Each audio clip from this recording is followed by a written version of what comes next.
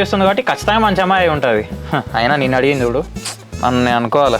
అసలు నిన్ను అడగడం కాదు, అది మళ్ళొకసారి ఇంటికి రాని అప్పుడు చెప్తే దాని సంగతి.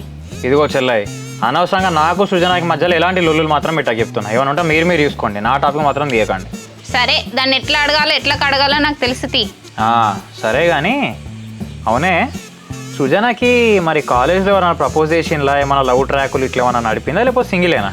ఆమె సింగిల్ అయితే నీకెందుకు, మింగిల్ అయితే నీకెందుకు అన్నగా నన్ను అడగను అనుకుంటేనే అన్న అడుగుతున్నావు. సర్లే చెప్పాకలే. ఏదో మా చెల్లె 2000 పెట్టి కుర్తాలు కొనుక్కుంటా అన్నయ్య అంటే ఇంకో 2000 వేసి ఇంకో 2 ఎక్స్ట్రా కొనిద్దాం అనుకున్నా. ఓకే, నీ ఇష్టం. నీ కుర్తాలకి కకృతి పడేదాన్ని కాదన్న. ఈ డైలాగులన్నీ సృజనకు చెప్పుకో, నాకు కాదు. ఓ, దీనికి తెలివితేటలు బాగా పెరిగిపోయినాయి. దీన్ని అడిగి లాభం లేదు. సృజన డైరెక్ట్ అడిగి సెట్ చేసుకోవాలి.